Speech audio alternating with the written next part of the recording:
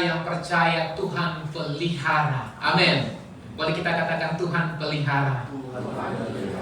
Puji Tuhan. Sehingga hari ini kita diberkati lewat pujian penyembahan. Ada bagian-bagian yang indah yang saya percaya penulis lagu menaruh syair lagu lirik itu berdasarkan firman Allah dan boleh kita nyanyikan pada hari ini. Mengapa Tuhan pelihara kita? Karena Dia adalah Tuhan yang menjaga umatnya, umat pilihannya. Dia menjaga umat Israel, Dia menjaga kita juga, orang Kristen yang percaya kepadanya. Dia tidak pernah terlelap. Apa artinya tak pernah terlelap? Dia tidak pernah tertidur. Dia selalu memperhatikan hidup saya dan saudara.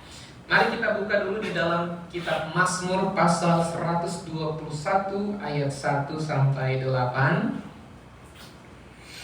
Mazmur pasal 121 ayat 1 sampai 8. Boleh kita baca bergantian. Saya baca duluan ayat 1. Tuhan penjaga Israel, nyanyian ziarah. Aku melayangkan mataku ke gunung-gunung, dari manakah akan datang pertolonganku?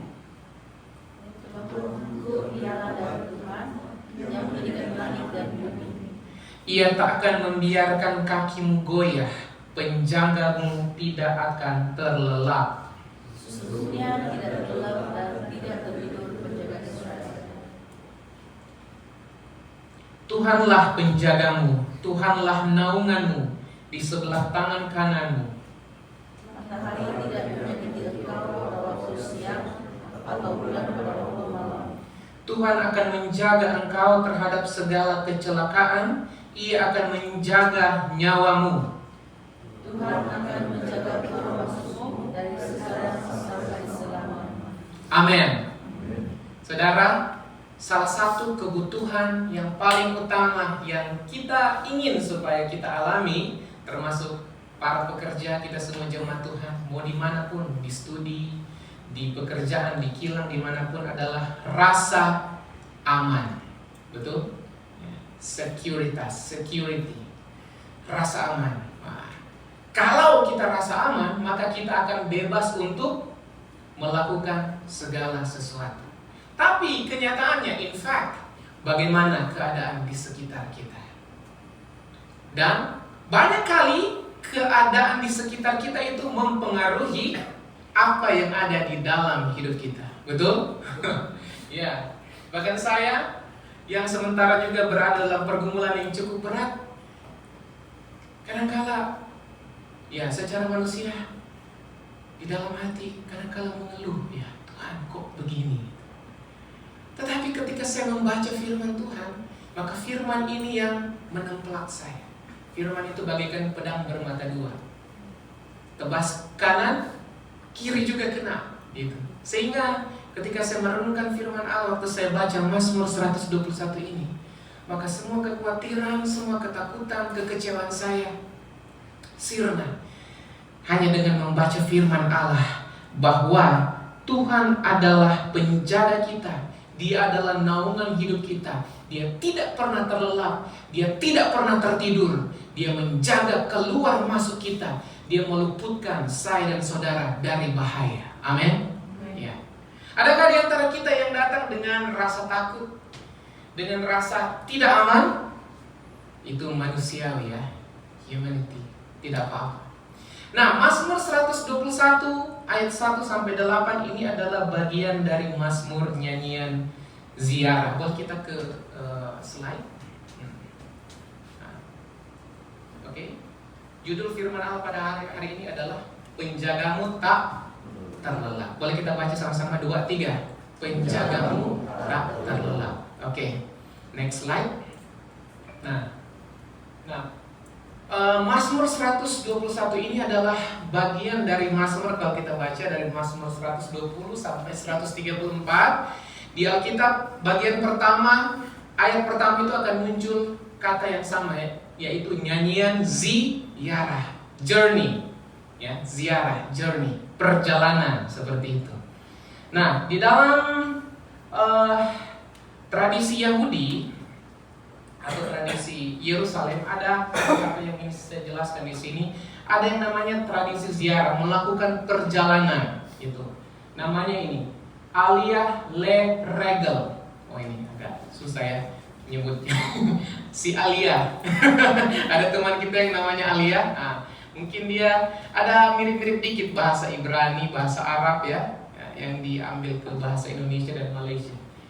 Si Alia Leregal ini, ya dia bukan nama orang, dia adalah ketetapan yang Tuhan berikan kepada orang Israel ya untuk melakukan perjalanan. Ada 3 perjalanan wajib bagi mereka, 3 kali dalam setahun yang perlu dilakukan. Dari mana? Dari rumah mereka, dari tempat mereka bekerja, dari manapun mereka harus pergi ke ini, Yerusalem, oke? Ke Yerusalem City. Nah, mau dimanapun mereka, kalau pergi ke Yerusalem, maka mereka akan selalu melewati rute mendaki, ya mendaki, climb the hill, mendaki bukit, karena Yerusalem ada di tempat yang tinggi. Di sana ada bukit-bukit, pegunungan, dan salah satu bukit atau pegunungan yang terkenal adalah gunung atau bukit Sion. Pernah dengar itu ya? Bukit Sion, like this, seperti ini.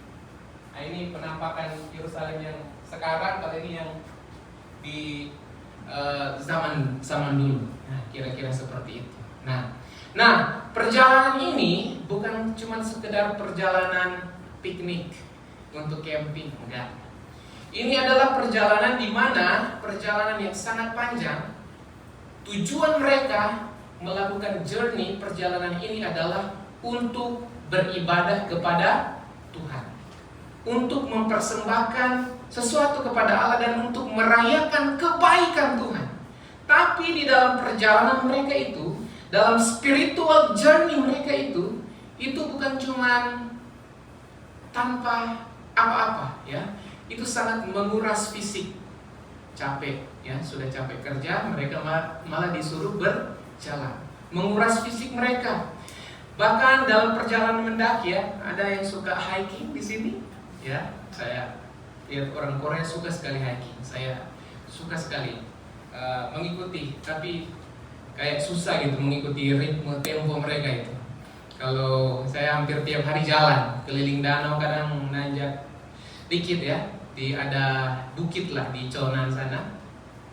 Saya pikir saya sudah paling cepat. Jalan ini demi kesehatan kan. Saya jalan-jalan, tiba-tiba ada kakek orang sini yang lewat. Cepat sekali dia. Kebanggaan saya langsung runtuh. Bahkan ada yang sudah tua masih bisa lari-lari loh. Tapi sini safety ya, safety, dia punya tangganya itu lah.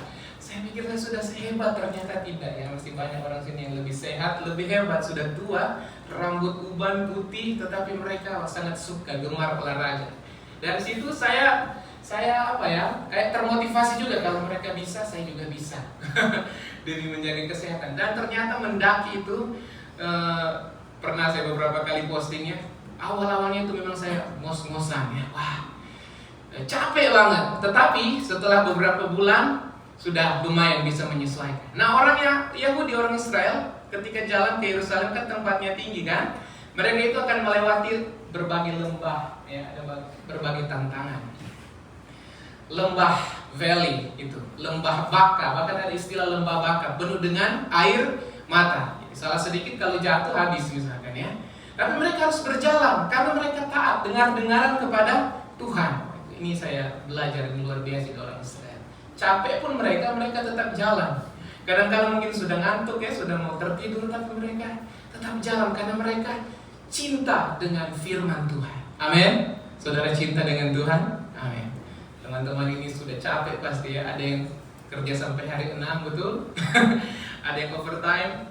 Bahkan mungkin ada yang belum sempat bekerja. Tetap kita bersyukur sebab Tuhan menyediakan segala sesuatu. Amin. Ya. Perjalanan mereka itu capek banget seperti saya ya. Mungkin itu belum seberapa. Apalagi di Israel sana, di Timur Tengah itu, saya pastikan itu lebih panas dari kita sekarang. Sekarang teman-teman jemaat terasa apa? Sejuk atau panas? Panas ya. Paling panas di bulan 7 atau 8. Ini belum apa-apa panasnya. Bahkan kan panas. Nah di sana kemungkinan besar ini ya, kering ya, panas. Lewat lembah menanjak, dan ternyata di dalam perjalanan itu rawan dengan perampok gitu, penyamun. Jadi sudah capek, mereka bisa juga dihadang oleh pencuri, oleh penyamun. Ya, gitu. Itu luar biasa. Nah, next slide. Tapi apa rahasia daripada umat Tuhan tetap berjalan dengan tujuan beribadah kepada Allah meskipun perjalanan mereka itu penuh dengan bahaya dan tantangan? Ini kayak gini. Saya coba ambil gambarnya ya. Ini kayak karavan, kafilah. Ini panas banget ya mereka. Tapi ada yang pakai ini, ada yang cuma jalan ya pakai tongkat, kira-kira seperti itu. Tujuan mereka adalah menuju ke Yerusalem. Di Yerusalem ada apa? Bait Allah, rumah Tuhan. Di sanalah mereka mau beribadah. Setahun mereka bekerja, tapi mereka tetap ingat their priority, prioritas utama mereka adalah menyembah Tuhan. Kenapa? Mereka sangat mencintai Tuhan karena Tuhanlah yang telah melepaskan mereka dari tanah perhambaan. Betul? Tanah yang penuh kutuk.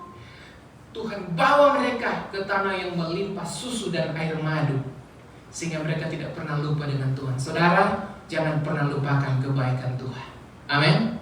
Saat engkau diberkati, melimpah, bahkan di saat kita kekurangan dan penuh tantangan seperti ini. Ada yang pernah ke sana? Belum ya?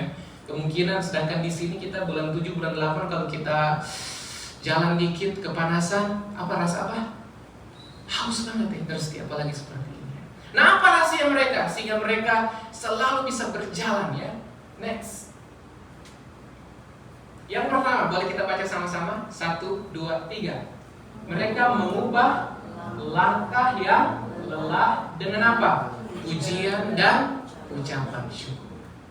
Langkah mereka yang terasa lelah, fisik mereka yang terkuras habis, rasa-rasanya mungkin tidak bisa tiba, tapi mereka ubah langkah yang lelah, kecapean, kepenatan mereka dengan apa? Pujian dan ucapan syukur. Itu sebabnya muncul ini Mazmur, mulai dari Mazmur 120 sampai Mazmur 134. Di situ di bagian pertama, coba kita baca ayat 1, itu ada nyanyian ziarah. Oke, begitu aja, saya sudah tulis di sini. Nyanyian ziarah. The journey song. Nah, dalam bahasa Ibrani Shir Hamalot. Oh, nyanyian ziarah. Mereka mengubah duka cita, kelelahan mereka dengan sukacita, dengan nyanyian syukur. Di dalam Alkitab, saudara yang terkasih, bagaimana dengan kita?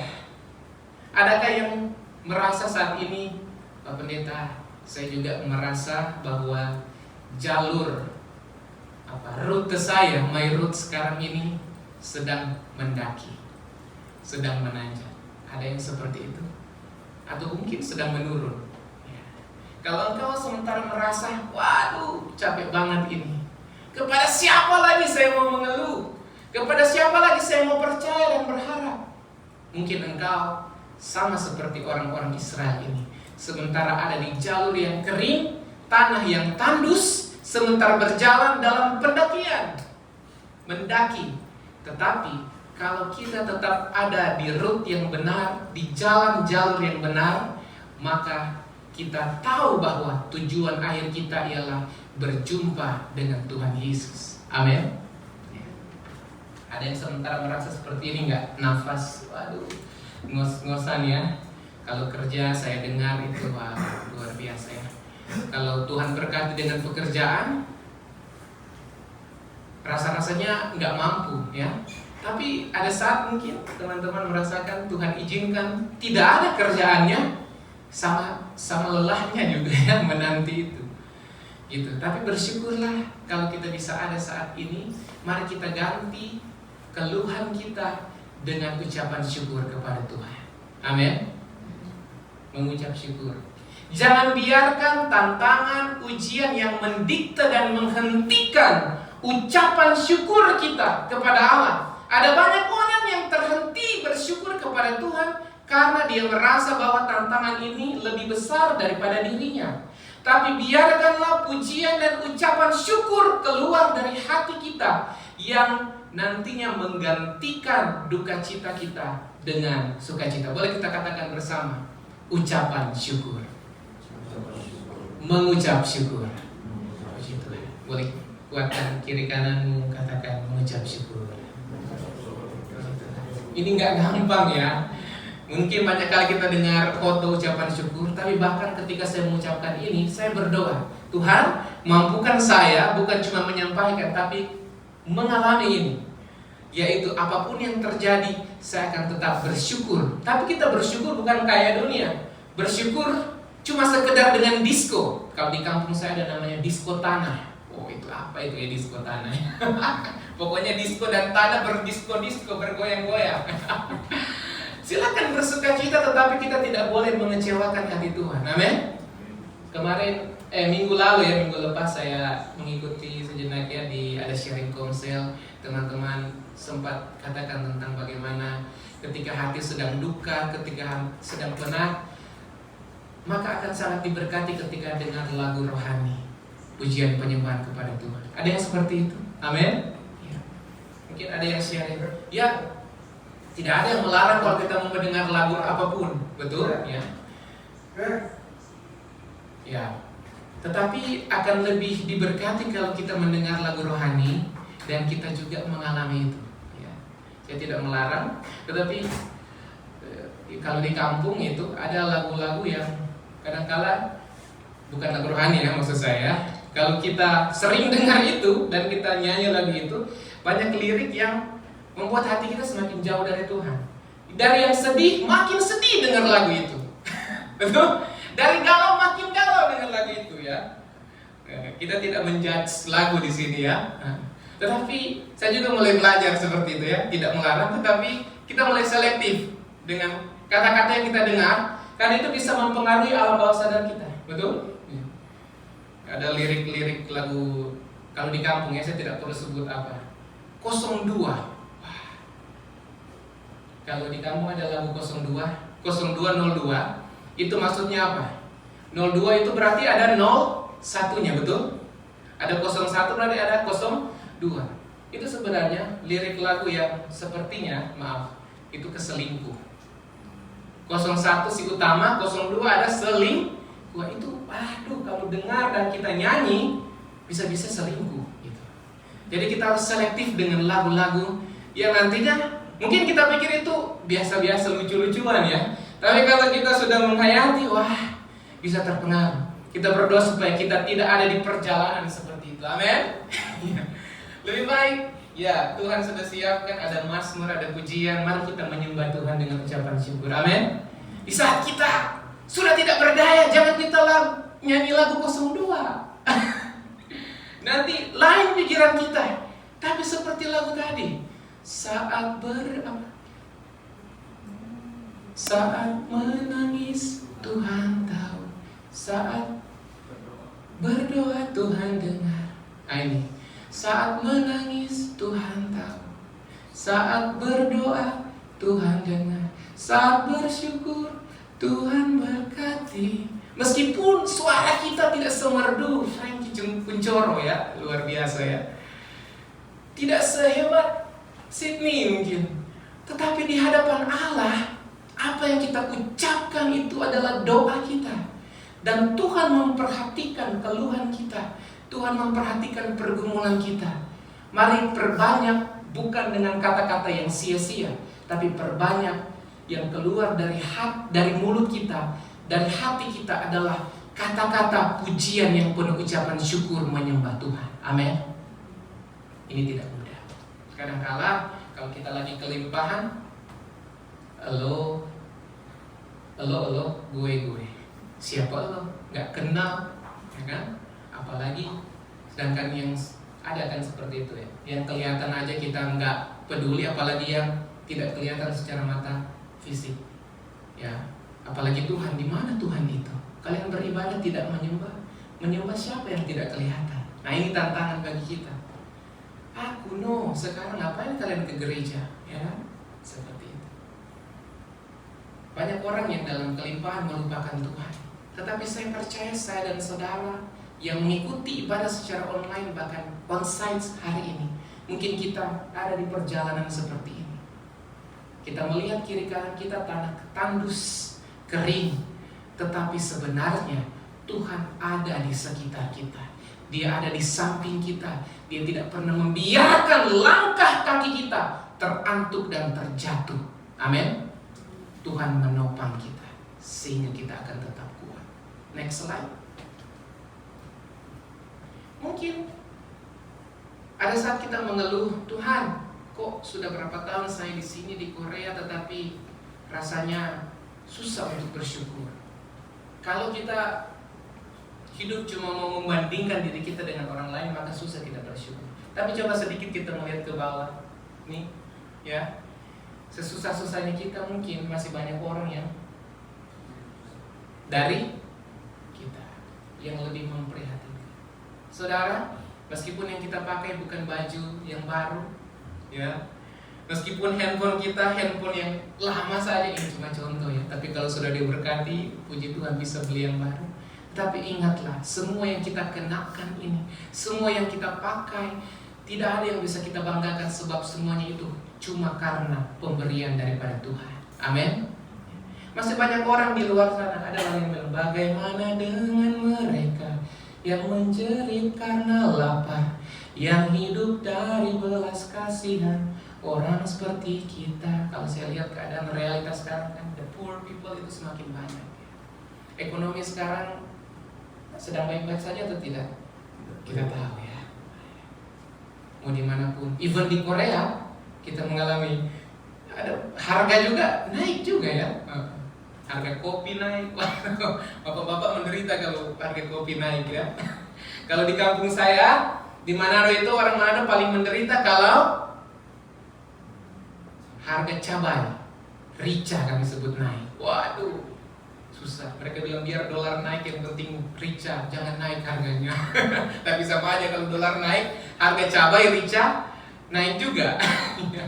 Karena penyuka pedas, bersaing dengan Pak Arjuna kita kalau makan pedas ya. Tapi sekarang saya sudah tidak mau lagi terlalu banyak, tapi sudah bisa makan pedas-pedas sedikit ya. Masih banyak orang di luar sana yang membutuhkan itu ya.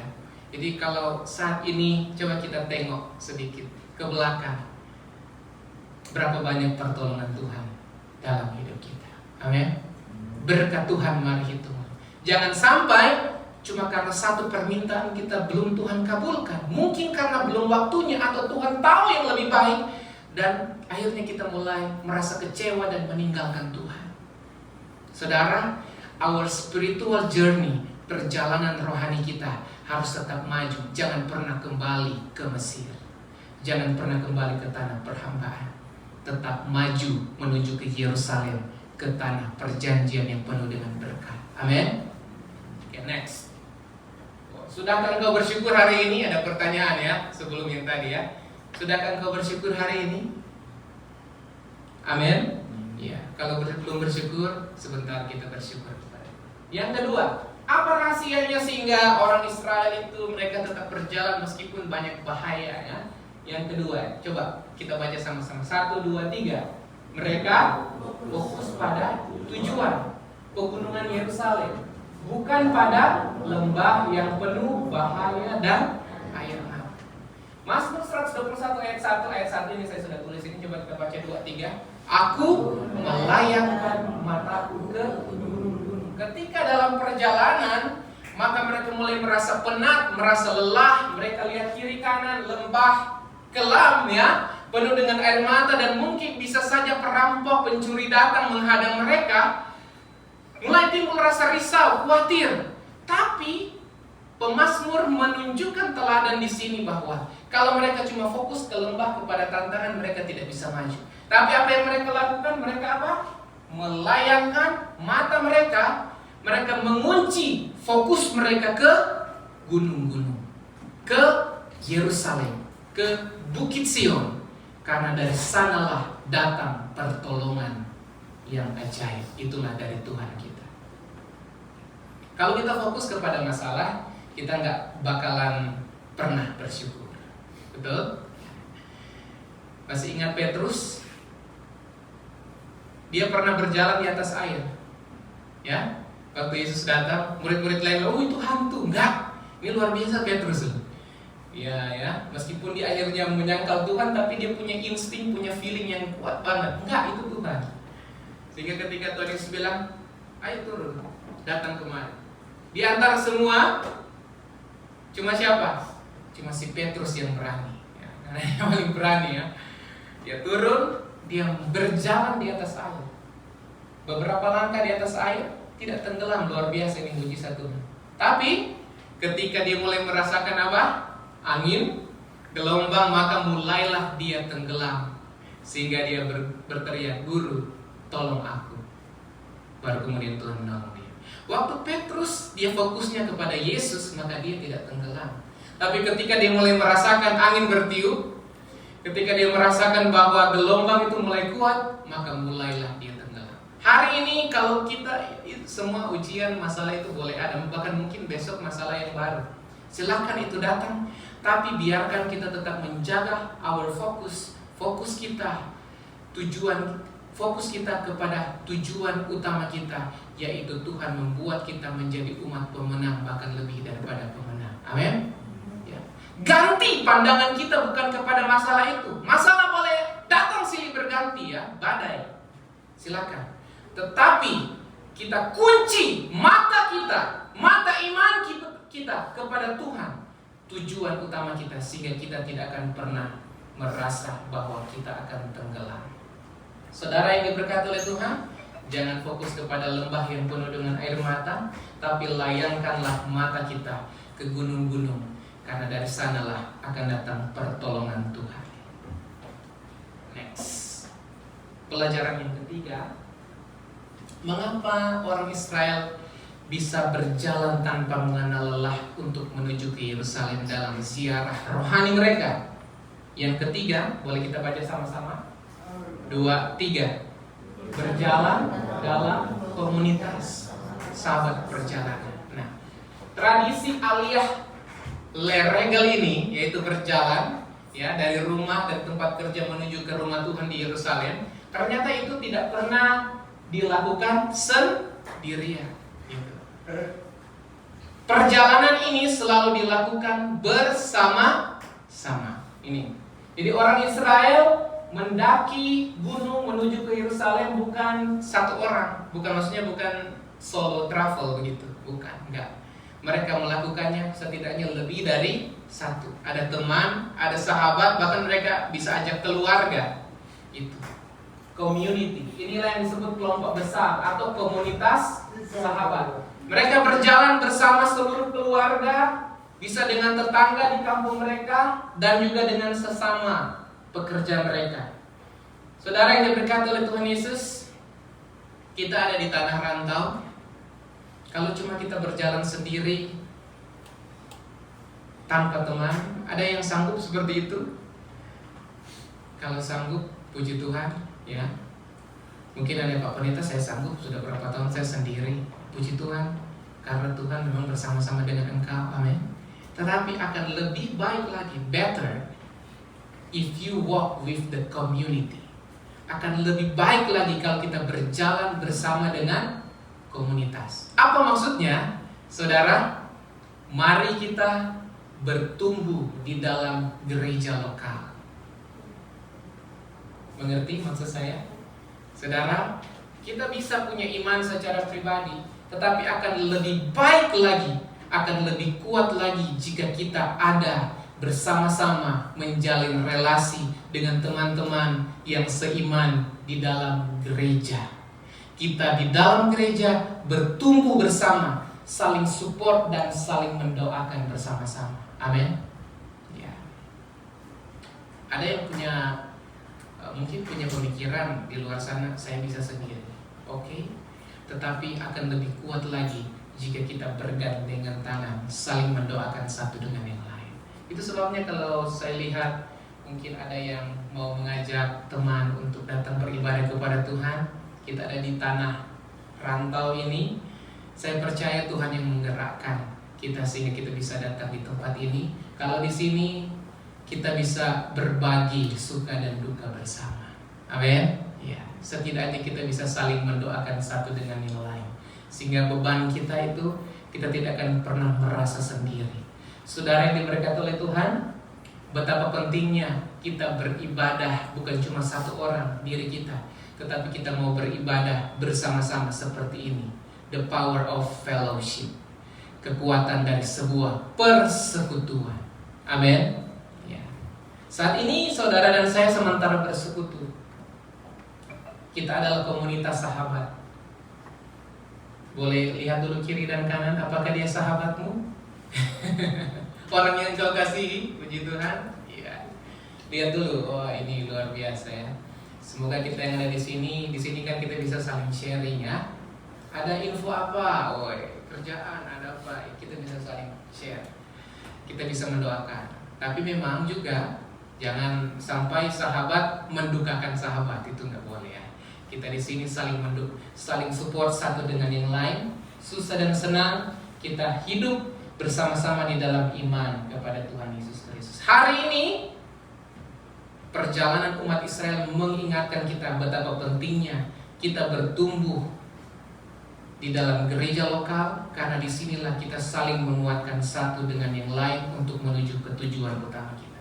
Saudara yang diberkati oleh Tuhan, next slide ya. Perjalanan Aliyah Regal ini, nah ini sebelum saya lanjut, inilah komunitas atau sahabat seperjalanan kita.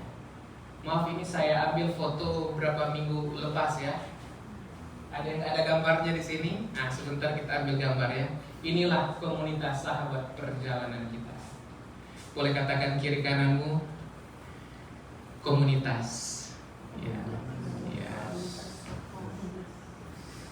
Kau sahabatku dan kau saudara. Boleh tunjuk kiri kanan. Kau sahabat dan kau saudara.